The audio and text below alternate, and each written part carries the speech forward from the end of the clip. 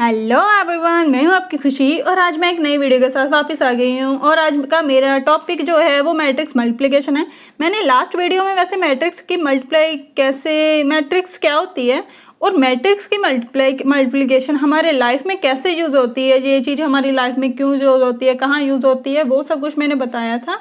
लेकिन वो मेथड जो है ना कि मैट्रिक्स मल्टीप्लाई करने का जो मेथड है वो मेथड वैसा ही क्यों बना है जो हमारा मेथड है मैट्रिक्स मल्टीप्लाई करने का, वो मेथड कैसे बना है वो आज मैं डिस्कस करने वाली हूँ। और उसको डिस्कस करने के लिए मैं एक एग्जांपल ले रही हूँ जिसमें मैंने एक ए मैट्रिक्स ली है जिसका ऑर्डर मैं ले रही हूँ 2/3 ऑर्डर। ओके, उसके कुछ एलिमेंट्स मैंने ऐसे रख लिए हैं। और एक बी मैट्रिक्स ले रही हूँ जिसका ऑर्डर मैं चलो 3/2 रख लेती हूँ। ओके, और इसके मैं एलिमेंट्स ये रख लिए। और ए और बी मैट्रिक्स की प्रोडक्ट कैसे होती है उसके लिए क्या ध्यान रखना होता है, उसके लिए हमें ध्यान रखना होता है कि ए मैट्रिक्स जो होती है उसके नंबर ऑफ कॉलम्स होते हैं वो हमारे 3 हैं, वो किसके इक्वल होने चाहिए, बी मैट्रिक्स के नंबर ऑफ रोज जो इक्वल हैं। तो मतलब इन दोनों की मैट्रिक्स की मल्टीप्लाई हो सकती है। तो प्रोडक्ट कैसे की जाती है, तो प्रोडक्ट करने का जो मेथड होता है वो मेथड ऐसा ही क्यों बना है वो मैं आपको बताऊंगी। प्रोडक्ट करने का मेथड ये होता है कि रोज़ की मल्टीप्लाई किससे की जाती है, कॉलम्स के साथ की जाती है। ठीक है, ऐसे हमारी रोज़ है, ये हमारे कॉलम है। ए मैट्रिक्स के रो लेंगे, बी मैट्रिक्स के कॉलम लेंगे और फर्स्ट रो उठाएंगे, उसकी मल्टीप्लाई पहले C1 के साथ करेंगे, वो हम यहाँ लिखेंगे और फिर C2 के साथ करेंगे। कैसे करते हैं ये देखो, R1 की मल्टीप्लाई जब C1 से करूँगी तो 1 की मल्टीप्लाई 1 के साथ की तो 1 आ गया, 0 की मल्टीप्लाई 1 के साथ की तो 0, 1 की मल्टीप्लाई 0 के साथ की तो 0। ठीक है, उनके बाद किया जाता है इसका एडिशन, लेकिन क्यों किया जाता है हमें नहीं बताया जाता।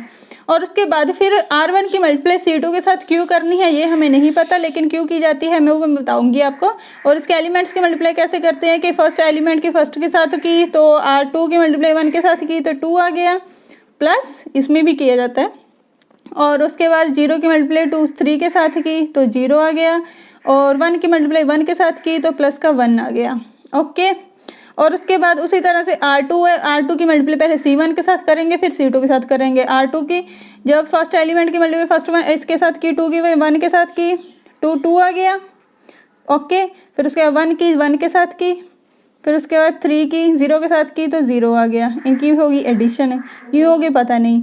और उसके बाद 2 की मल्टीप्लाई 2 से की तो 4 आ गया, 2 की 1 की 3 से 3 और 3 1 जा 3, ये इनकी भी कर दी एडिशन, क्योंकि पता नहीं। तो फिर ये मैट्रिक्स में एलिमेंट कैसे आए हैं, 2 3 3, ये हो गया 9। और ये मैट्रिक्स हमारी बन गई है इस ऑर्डर की, ये और ये मतलब 2/2 ऑर्डर की, है ना। ठीक है, तो अब मैट्रिक्स ऐसे मेथड क्यों बनाया गया है कि हम R1 की मल्टीप्लाई C1 के साथ क्यों करते हैं, R2 की मल्टीप्लाई C2 के साथ करते हैं। चल अगर ये होता ना कि R1 की मल्टीप्लाई C1 के साथ करनी है अकेली और R2 की मल्टीप्लाई C2 के साथ करनी है, ऐसा क्यों नहीं किया गया। मतलब R1 की मल्टीप्लाई C1 के साथ भी करो, C2 के साथ भी करो, फिर R2 की मल्टीप्लाई C1 के साथ भी करो, C2 के साथ भी करो। ये मेथड क्यों बनाया गया है, ऐसा ही क्यों बनाया गया वो बताने के लिए अभी हम क्या करते हैं, हम एक एग्जाम्पल लेते हैं। उस एग्जाम्पल से हमें क्लियर होगा कि ऐसा क्यों किया जाता है। उस एग्जाम्पल के लिए आपको पता क्या करना पड़ेगा, मुझे वैसे शॉप पर जाना पड़ेगा और अगर आपको भी आना है तो आपकी मर्जी है। और मैं वहाँ पर शॉप पर मुझे पेन लेने हैं, कुछ एक बॉक्स लेना है, चल देख लेते हैं कितने बॉक्स लेने हैं, और मुझे चॉकलेट्स लेनी है। ठीक है, तो मुझे मान लो 10 पेन लेने हैं, मुझे 5 बॉक्स लेने हैं और मुझे 2 चॉकलेट लेनी है। चलिए आपके लिए मैं ले लेती हूँ, चलिए 2 पेन ले लेती हूँ, 1 बॉक्स ले लेती हूँ, 1 चॉकलेट ले लेती हूँ, बहुत है आपके लिए इतना ही।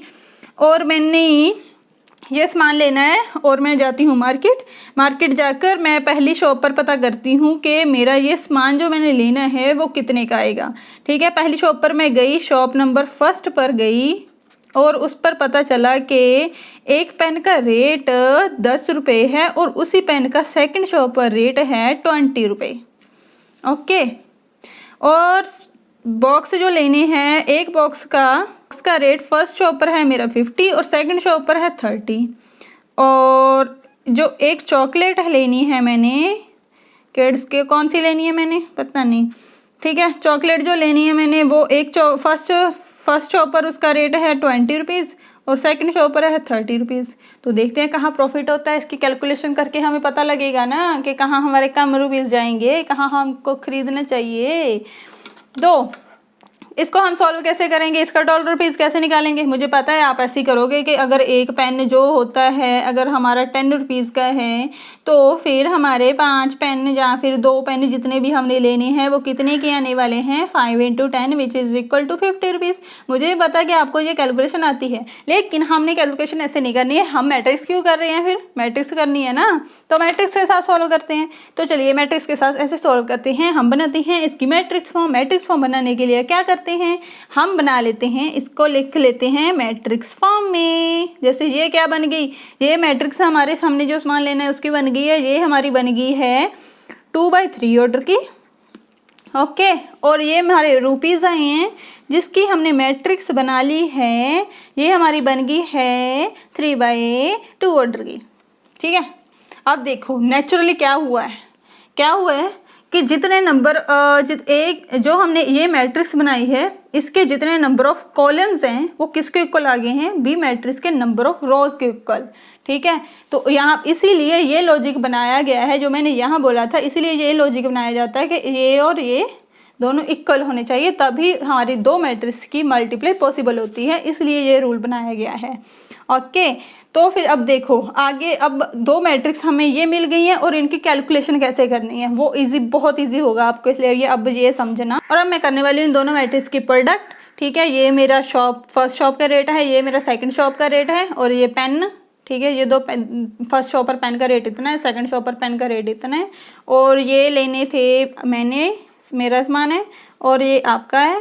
तो अकेले के लिए देखते हैं कि आपने कितने का लेना है और मेरे को कितने का लेना है। तो अब देखना मैट्रिक्स की मल्टीप्लाई करना आपको कितना ईजी लगेगा। तो चलिए स्टार्ट करते हैं। फर्स्ट शॉप पर एक पेन 10 रुपीज़ का है, तो फिर 10 पेन कितने के आने वाले हैं, 100 रुपीज़ के, ठीक है। और आगे देखो फर्स्ट शॉप पर की हम सिर्फ फर्स्ट शॉप की बात करेंगे, पहले फर्स्ट शॉप का कैलकुलेशन करेंगे। फिर उसके बाद देखो एक बॉक्स 50 का है तो 5 बॉक्स कितने के आने वाले हैं, 250 के। और एक चॉकलेट 20 की है तो 2 चॉकलेट कितने की आने वाली हैं, 40 की, ठीक है। फर्स्ट शॉप पर हमें पता लग गया, अब हम इस रुपीज़ को ऐड कर देंगे और हमें पता लग जाएगा कि फर्स्ट शॉप पर इसकी क्या कैलकुलेशन आने वाली है, ठीक है। और वही मैं अपना सामान जो मैंने लेना है उसी को सेकंड शॉप पर चेक करती हूँ, ठीक है। और मेरा फर्स्ट एक पेन का रेट है यहाँ पर 20, तो ये आ गया हमारा 200, सीधा 100 रुपये का इंक्रीज हुआ, इधर 100 है इधर 200 हो गया है। और उसी तरह से एक बॉक्स इन्होंने 30 का लगाया है तो मेरे 5 बॉक्स आने वाले हैं 150 के। और इन्होंने एक चॉकलेट 30 की लगाई है तो फिर मेरी 2 चॉकलेट आएंगी 60 की, बल्ले बल्ले बल्ले बल्ले। और इसी तरह से आप भी चेक करोगे ये फर्स्ट शॉप पर कितने का आने वाला है, ये जहाँ लिखेंगे, और सेकंड शॉप पर इसका कितने का आने वाला है वो वहाँ लिखेंगे। मैंने टाइटल कैलकुलेट कर लिख दिया है। ये फर्स्ट शॉप पर है, जो मेरा रेट है फर्स्ट शॉप पर सामान का आएगा, पहले का फर्स्ट शॉप पर 390 का आने वाला है, सेकंड शॉप पर 410 का आने वाला है। और तो आपका है जो सामान, देखो आपने कितना कम सामान खरीदा है, मैं कितनी कचेली हूँ, ठीक है। तो देख लो आप टोटल रुपीज़ ऐसे निकाल सकते हो। तो अब मुझे आई होप आपको अब समझ आ गया होगा कि हम ये एडिशन क्यों करते हैं और मैट्रिक्स की मल्टीप्लाई ऐसे क्यों की जाती है कि R1 की मल्टीप्लाई पहले हम को फर्स्ट कॉलम से करते हैं और फिर इसी की मल्टीप्लाई फिर सेकंड कॉलम पर क्यों की है, क्योंकि हमने चेक करना था कि हमारी दोनों शॉप्स पर क्या रेट आता है, इसलिए हमने की थी। तो इसी तरह से ये मैट्रिक्स का रूल बनाया गया है। तो मुझे लगता है आपको अब समझ आ गया होगा। अगर आप और भी देखना चाहते हो तो इसके और भी एग्जाम्पल्स देख सकते हो, आप बना सकते हो और इसके एग्जाम्पल्स खुद बना लेना। अब मैं कोई और एग्जाम्पल नहीं कराने वाली हूँ। और इसके लिए कुछ और मैट्रिक्स मल्टीप्लाई करते समय कौन कौन सी बात का ध्यान रखना होता है वो कुछ हम देख लेते हैं, ठीक है। तो पहली तो यही होती है कि अगर ये मैट्रिक्स हमारी 5/6 ऑर्डर की दी गई है और बी मैट्रिक्स हमारी 6/4 ऑर्डर की दी गई है, पहली बात तो यही ध्यान रखना होता है कि ये वाले जो नंबर होते हैं, मतलब ए के जो नंबर ऑफ कॉलम्स किसके इक्वल होने चाहिए, बी के नंबर ऑफ रोज इक्वल होने चाहिए। पहली बात तो यही ध्यान रखनी होती है, तभी ए और बी मैट्रिक्स की प्रोडक्ट पॉसिबल होती है, ठीक है। और सेकंड बात का क्या ध्यान रखनी होती है कि जो अगर हम बी की मल्टीप्लाई ए के साथ क्या हम कर सकते हैं, बी की मल्टीप्लाई ए के साथ करेंगे तो क्या होगा, बी का ऑर्डर क्या है 6/4, ए का ऑर्डर है हमारा 5/6। तो देखो ये टर्म्स इक्वल नहीं है, ये तो मतलब बी की मल्टीप्लाई ए के साथ डिफाइंड नहीं है।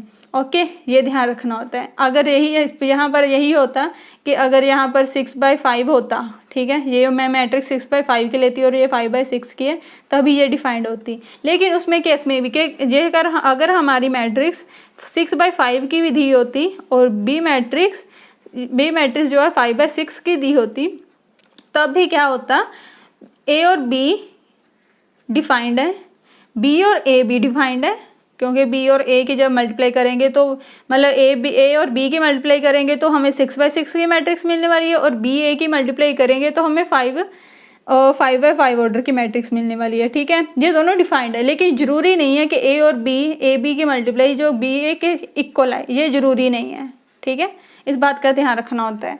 और आपको एक चीज़ और बता देती हूँ, जैसे कि हमारी मान लो एक मैट्रिक्स ए है, उसी की मल्टीप्लाई उसी के साथ करनी है, मतलब अब वो कब पॉसिबल होगी, जैसे कि देखो अगर मैं ए मैट्रिक्स के ऑर्डर रख लेती हूँ 2/3, ठीक है, और इसी की मल्टीप्लाई मुझे फिर इसी के साथ करनी है, तो क्या पॉसिबल है? देखो अब यहाँ 3 है, यहाँ 2 है, मतलब ये अपने आप मतलब ए की मल्टीप्लाई अब हम ए से नहीं कर सकते हैं। तो कब पॉसिबल होती है? ये पॉसिबल तब होती है जब हमारी जो मैट्रिक्स हो वो स्क्वायर मैट्रिक्स हो, मतलब 2/2 ऑर्डर की, 3/3 ऑर्डर की, तभी हमारा क्या पॉसिबल होगा। तो जब हम सेम मैट्रिक्स इसके साथ मल्टीप्लाई करेंगे जो 2/2 ऑर्डर की ही होगी, अगर 2/2 ऑर्डर की होगी तभी ये पॉसिबल होगी। और जो मैट्रिक्स टोटल हमारी बनेगी उसको हम ए स्क्वायर लिख सकते हैं। और इसी तरह से अगर ए स्क्वायर की मल्टीप्लाई फिर ए से साथ करनी है तो ये स्क्वायर, पहली बात ए क्या होनी चाहिए, हमारी स्क्वायर मैट्रिक्स, फाइनल मैट्रिक्स बनेगी। जैसे ए स्क्वायर की मल्टीप्लाई ए, मतलब ये इसकी मल्टीप्लाई ए से करेंगे तो ये हमारी ए क्यू मैट्रिक्स बन जाएगी। तो बस यही है, इसके एग्जांपल्स आप देख कर सकते हो। मतलब ये चीज़ें जो होती हैं ना, ये जनरल नॉलेज की होती हैं और क्वेश्चन सॉल्व करने के टाइम पर ध्यान रखना होता है। बस यही था। सो आई होप आपको आज का वीडियो समझ आ गया होगा।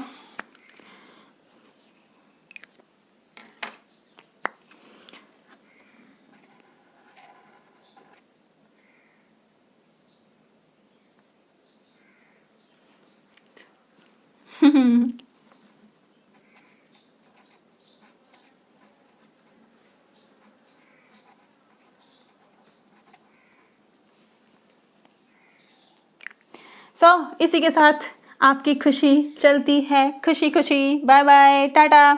और नेक्स्ट वीडियो की जल्दी लेकर आऊँगी, क्योंकि अगर मैं वीडियोज़ नहीं बनाती हूँ तो मुझे बहुत दुख लगता है, क्योंकि मैं इस जो हंसी वाला फेस है ना, इसको मैं फेस को ऐसे उतार देती हूँ, मतलब ये मेरा मुंह ऐसे लटक जाता है जो अगर मैं नहीं बनाती हूँ। लेकिन ये काम नहीं करना है, मुझे ऐसे ही रहना है, हैप्पी हैप्पी, ठीक है। और इसीलिए चलिए bye bye, tata, next see you soon. जल्दी अगले वीडियो में हम जल्दी मिलेंगे। अगर आपको ये वीडियो अच्छा लगा तो लाइक कर देना, कुछ भी समझाया होगा, इंटरेस्टिंग लगा, सुनने में मज़ा आया, जो कुछ भी है बस लाइक कर देना, ठीक है।